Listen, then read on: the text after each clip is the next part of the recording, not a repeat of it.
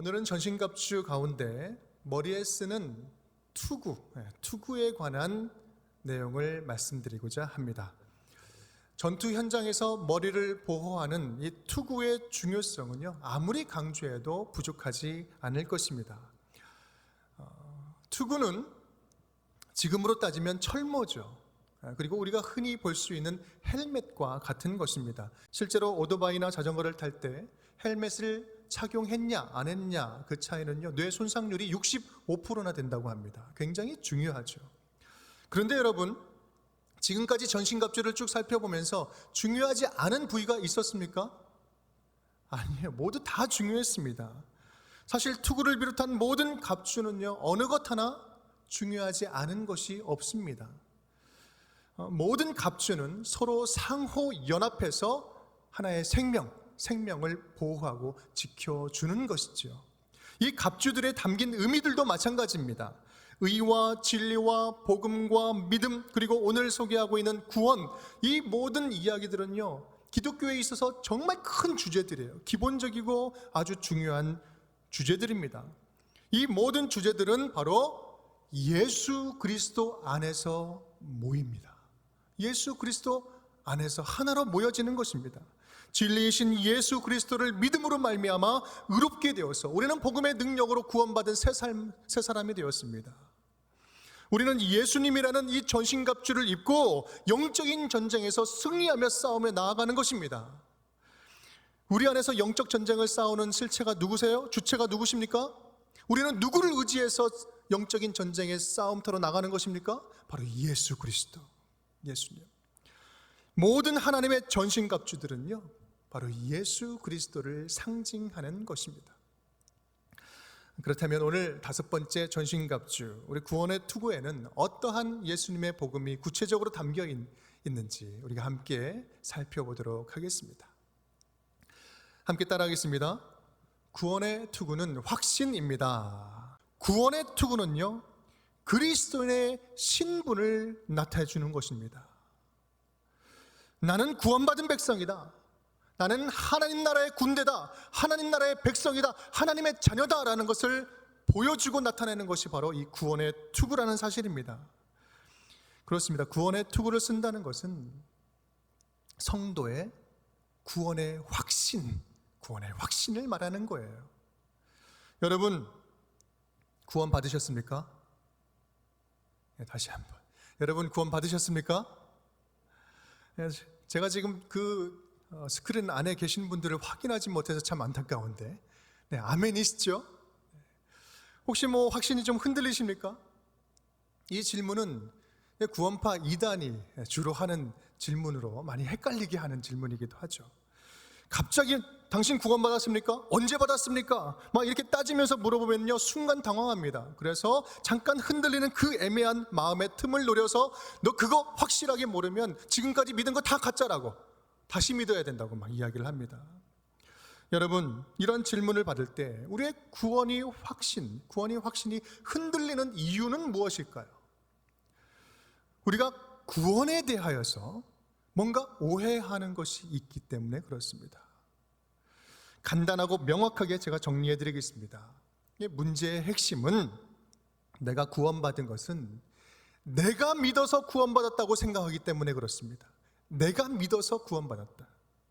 여러분, 내가 믿어서 구원받았습니까? 아니면 하나님께서 믿음을 주셔서 그 믿음으로 믿게 되었습니까? 저와 여러분이 가지고 있는 이 믿음의 근원이 무엇인가라는 질문이에요.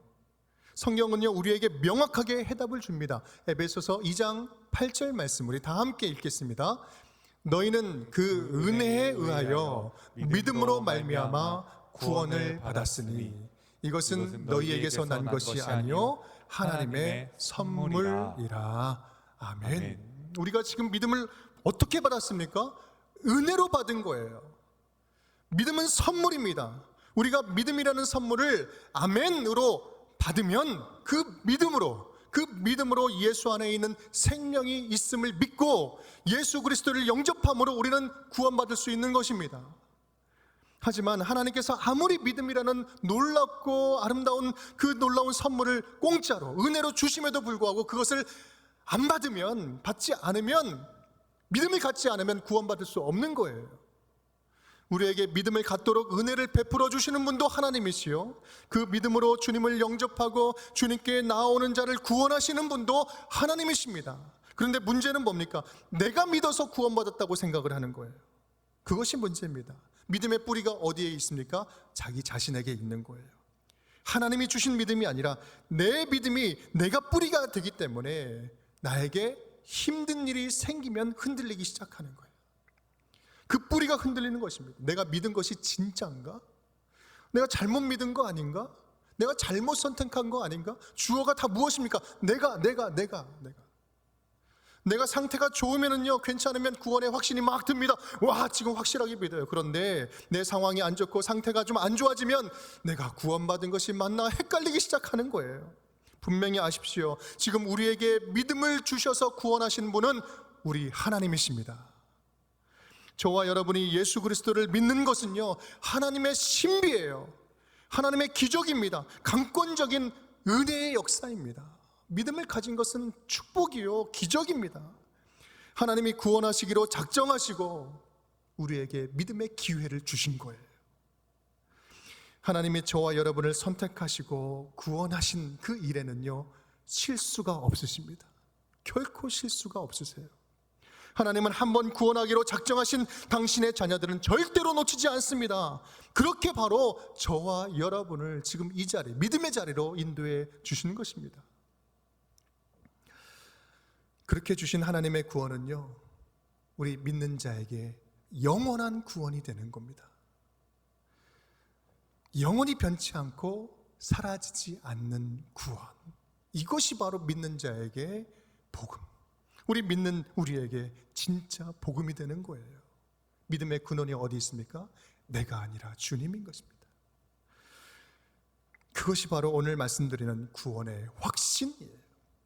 내 신념으로 확신하는 것이 아니라 주님께 묶어져 있는 그 진리로 확신하는 것입니다. 로마서 8장 35절 말씀, 우리 밑줄 친 부분만 함께 읽겠습니다.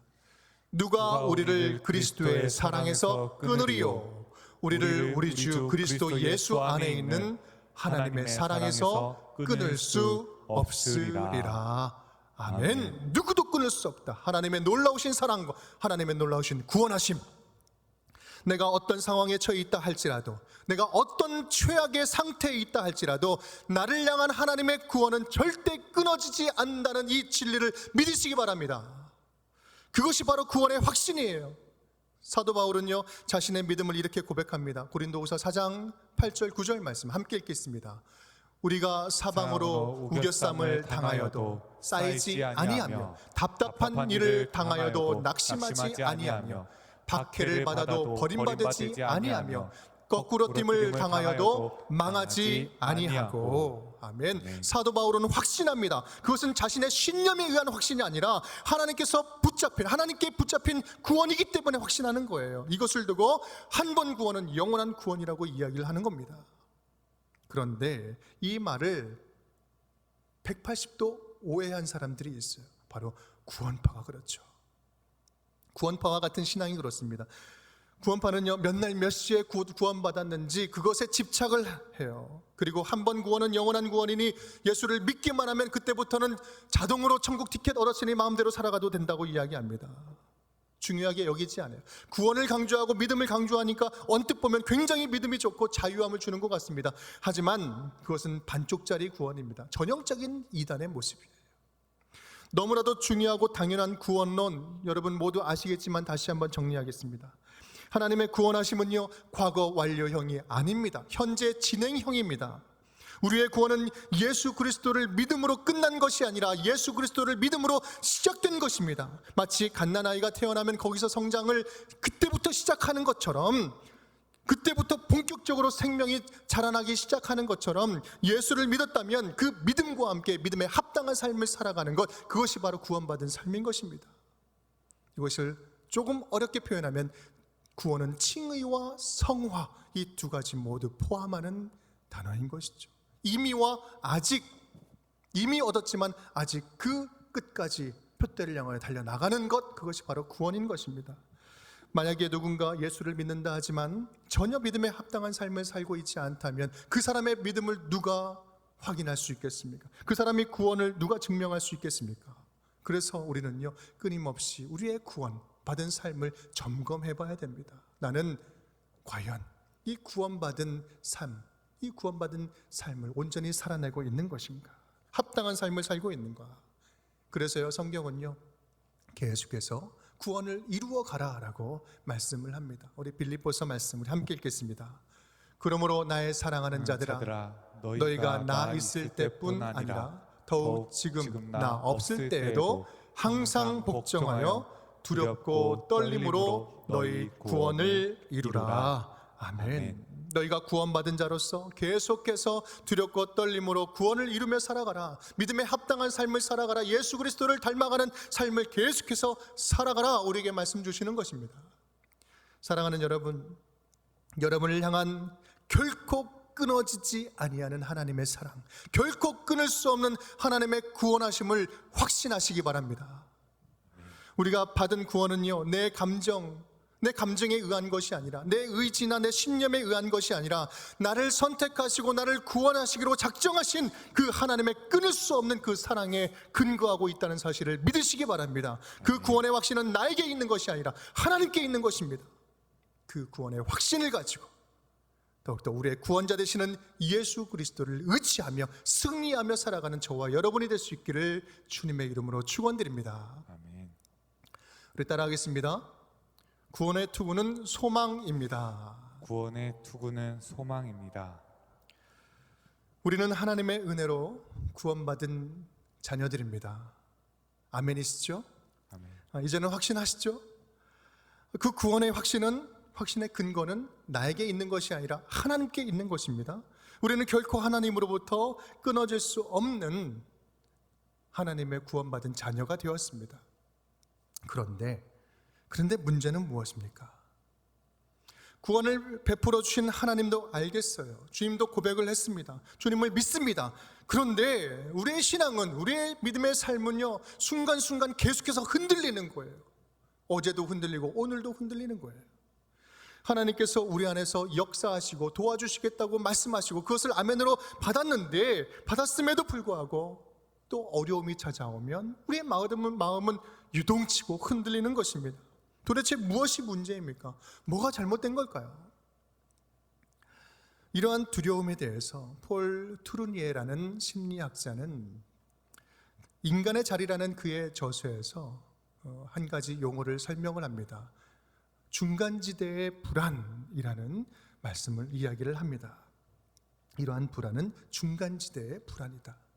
이것은 무엇을 말하냐면 서커스 묘기 중에 여러분 공중군에 타는 거 보신 적 있으십니까? 공중군에 묘기하는 그 사람이 열심히 한쪽 그네를 막 타다가 멋지게 날라서 옆에 있는 그네를 날라서 기가 막힌 타이밍에 딱 잡습니다. 중요한 것은요, 한쪽 그네를 잡고 있는 것을 놔야만 다음 그네를 잡을 수 있다는 거예요. 이것을 이제 공중군의 이론이라고 이야기를 하는데, 잡고 있는 것을 놓지 않으면 절대로 다음 것을 잡을 수 없어요. 그런데 여기에서 한쪽 그네를 놨습니다. 그리고 다음 그네를 잡아야 되는데 아직 잡지 않은 상태, 바로 그 상태, 양쪽 다 놓인 상태를 중간지대의 불안이라고 이야기를 하는 것입니다. 투르니에는 이 땅을 살아가고 있는 이 믿음의 사람들이 느끼는 불안이 바로 이러한 불안이다. 예수를 구주로 믿었습니다. 신뢰합니다. 믿기로 작정했습니다. 예수를 믿으면서 이전의 가치관, 세계관을 놨어요. 그런데 아직 예수님을 몸으로 경험하지 않았어요. 완전한 몸으로 경험하지 않았습니다. 믿음으로 경험하며 붙잡으며 나아가는 것입니다. 바로 우리가 느끼는, 믿음의 사람들이 느끼는 불안이 바로 이러한 불안이라는 겁니다. 이런 순간이 찾아올 때 우리에게 필요한 것이 무엇이겠습니까? 주님, 나의 믿음 없음을 불쌍히 여겨 주시옵소서. 믿음 없음을 불쌍히 여겨 주시옵소서. 주님, 내가 알고 믿고 섬기고 따르지만 여전히 내 안에 불안이 있고 넘어지고 흔들리고 내가 떨고 있습니다. 하나님, 하지만 주님 안에는 진짜 평안이 있고 회복이 있고 소망이 있는 줄 알고 믿사오니 하나님, 이 믿음 없는 저를 불쌍히 여겨주시고 다시 평안으로 채워주시옵소서. 주님 붙잡고 나아가오니 주여 도와주시옵소서. 내가 넘어지지만 붙잡고 넘어지지만 붙잡으면서 나아가겠습니다. 당장 손으로는 잡지는 못해도 분명히 살아계시는 우리 주님을 바라보고 믿음으로 소망하며 나아가는 것, 그것이 바로 우리가 해야 할 수 있는 일 아니겠습니까? 하나님의 아들 예수 그리스도께서 무엇이 두려워서 겟세마네 동산에서 땀방울이 핏방울처럼 떨어지도록 기도하셨겠습니까? 예수님도 불안했어요. 예수님도 두려웠습니다. 하나님이신 예수님도 그렇습니다. 갈릴리 바다 위에서 제자들이 배 타고 갈 때 예수님이 없어서 풍랑 가운데 두려워 떨었습니까? 아니, 예수님께서 고문에서 베개를 베고 주무시고 계셨어요. 예수님 옆에 있어도 두렵고 떨었습니다. 우리의 믿음도 똑같습니다. 하나님을 믿지만 여전히 흔들려요. 불안합니다. 믿음이 있지만 믿음이 없어요. 이럴 때 필요한 것은요, 주님 불쌍히 여겨주시옵소서. 내가 오늘 넘어지지만 다시 내일 일어섭니다. 오늘 넘어지고 붙잡고 다시 일어서서 붙잡고 넘어지지만 다시 또 일어나서 주님만을 바라봅니다. 중간지대에 있는 우리에게 필요한 것은요, 다시 일어나서 주님을 바라보고 주님을 소망하고 다시 붙잡는 것, 계속 붙잡는 거예요. 시편 42편 5절 말씀 우리 함께 읽겠습니다. 내 영혼아, 내가 어찌하여 낙심하며 어찌하여 내 속에서 불안해하는가. 너의 하나님께 소망을 두라. 그가 나타나 도우심으로 말미암아 내가 여전히 찬송하리로다. 아멘. 주님, 넘어져도 다시 일어나겠습니다. 다시 넘어질 것입니다. 하지만 나도 다시 일어날 것입니다. 하나님, 나는 여전히 주님을 찬송할 것입니다. 오늘 저와 여러분이 다시 들었어야 할 투구는요, 소망의 투구입니다. 데살로니가전서 5장 8절 말씀, 우리는 낮에 속하였으니 정신을 차리고 믿음과 사랑으로 호심경을 붙이고 구원의 소망의 투구를 쓰자. 구원의 소망의 투구를 쓰자. 사랑하는 여러분, 우리가 믿음으로 구원받았다고 해서 완벽한 인생을 단번에 살 수는 없습니다. 그렇게 살아간다 하면 거짓말장입니다. 하지만 우리에게 베푸신 하나님의 구원하심을 확신하면서 이 구원의 확신을 가지고 넘어지고 일어서면서 주님을 바라보고 나아간다면 우리는 조금씩 예수 그리스도를 닮아가게 될 줄 믿습니다. 왜냐하면 우리가 믿고 신뢰하는 우리의 하나님은 우리에게 소망을 주시는 하나님이기 때문입니다. 그 소망을 붙잡고 흔들리는 이 상황, 이 세상 속에서 중간지대에 살아가며 이 불안을, 이 소망 붙잡고 승리하며 살아갈 수 있는 저와 여러분이 될 수 있기를 주님의 이름으로 축원드립니다. 따라하겠습니다. 구원의 투구는 동행입니다. 투구는 동행입니다. 투구는 머리를 보호하는 장비이죠. 머리입니다. 머리는 우리 인생을 결정하는 이 컨트롤 타워예요. 머리는 생각과 판단을 주관합니다. 인생을 설계하고 계획합니다. 그것을 이루도록 모든 것을 지시합니다. 그렇다면 우리 믿는 성도들, 크리스찬, 우리 믿는 성도들의 머리는 누구십니까? 바로 예수 그리스도. 우리의 머리는 예수님이십니다. 우리가 구원의 투구를 쓴다는 것은요, 우리의 머리가 되시는 예수님, 그 말씀에 따라 예수님과 함께 동행하는 것을 말합니다. 구원의 투구, 소망의 투구, 전신갑주를 쓰면은요, 예수님과 함께 살아갈 수 있는 영적인 힘이 생깁니다. 누군가와 함께 동행하려면 사실 많은 조건들이 잘 맞아야 돼요. 사람마다 걸어갈 때 보폭이 다르고요, 또 속도도 다르고 방향도 다르고 취향도 다르기 때문입니다. 여러분, 함께 행복하게 동행하려면 먼저 방향이 맞아야 돼요. 그리고 속도도 맞아야 됩니다. 무엇보다 마음이 맞아야 돼요. 그래서 서로 가면서 서로 이해해주고 서로 맞춰가면서 이렇게 배려하면서 가야 합니다. 아니면 동행하기가 힘듭니다. 동행할 수가 없습니다. 그런데 여러분,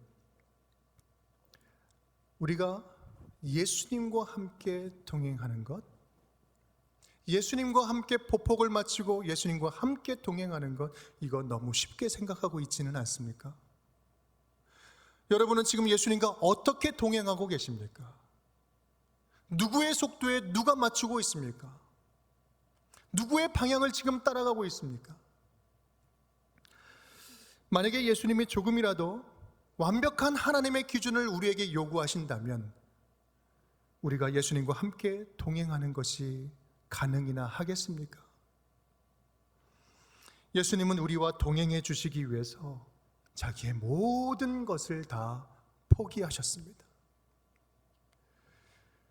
우리의 수준을 맞춰주시려고, 나와 동행해 주시려고 하나님과 동등됨을 버리시고 인간이 되어서 이 땅에 내려오셨습니다. 그리고 동행하시기로 작정하셨어요. 그리고 내 속도에 맞춰주고 계십니다. 내가 그토록 무식하고 교만하고 오만하고 부족해도 주님께서는 비난하거나 신경질 내거나 짜증내지 아니하고 죽기까지 참으시고 지금도 기다리고 계세요. 왜요? 나와 함께, 저와 여러분 함께 동행하기 위해서 지금도 참고 지금도 기다리고 계신다는 사실입니다. 우리가 구원의 투구를 쓴다는 것은요, 소망의 투구를 쓴다는 것은요, 예수님과 함께 걷는 것을 말하는 것입니다.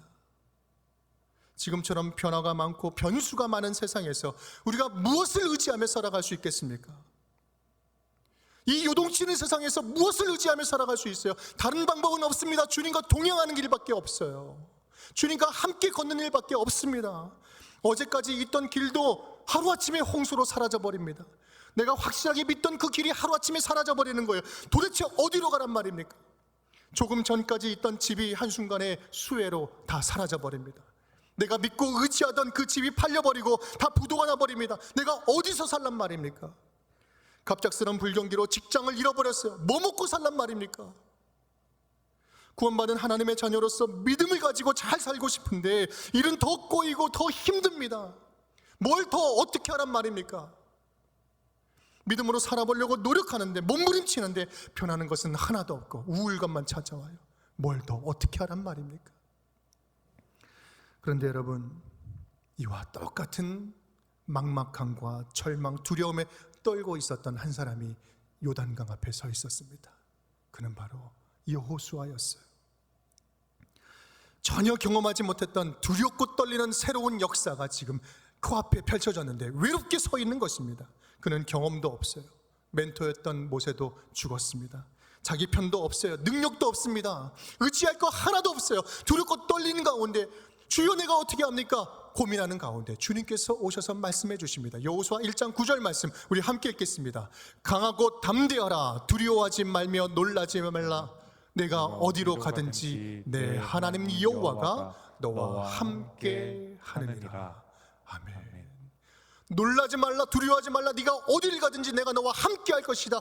바로 이때 주신 약속이 동행 약속이에요. 동행 약속. 내가 함께 가겠다라는 겁니다. 함께 걷겠다는 그 동행의 약속은 언제 어디에서 무슨 문제가 터질지 모르는 이 변수가 가득한 세상에서 우리가 유일하게 붙잡을 수 있는 복음의 말씀인 것입니다. 여러분 안에서 착한 일을 시작하신 이가 그리스도 예수의 날까지 이러한 동행의 역사를 이어가시기를 간절히 축복합니다. 사랑하는 성도 여러분, 우리 주님께서는 오늘도 저와 여러분 구원의 투구를 쓰고 소망의 투구를 쓰고 함께 걷자, 함께 걸어가 보자 라고 말씀을 하고 계십니다. 주님과 함께 걸어간다면 몸은 힘들어도요, 우리에게 무엇으로도 채울 수 없고 바꿀 수 없는 영혼의 기쁨으로 가득 채워지게 될 줄 믿습니다. 가는 곳곳마다 주님께서 생명을 덧쳐주시는 생명이 살아나는 놀라운 역사를 경험하게 될 줄 믿습니다. 예수님과 동행할 때 주님의 능력이 나를 통해서, 저와 여러분을 통해서 주변에 흘러 넘치는 것을 눈으로 목도하게 될 줄 믿습니다. 그 길 위에서 지금의 상황을 이기는 복음의 능력을 경험하게 될 줄 믿습니다. 우리 운정의 모든 식구들이 구원의 투구를 쓰고 구원의 확신을 가지고 예수 그리스도와 함께 동행하며 행복하게 동행하며 살아가는 저와 여러분 될 수 있기를 주님의 이름으로 축원드립니다.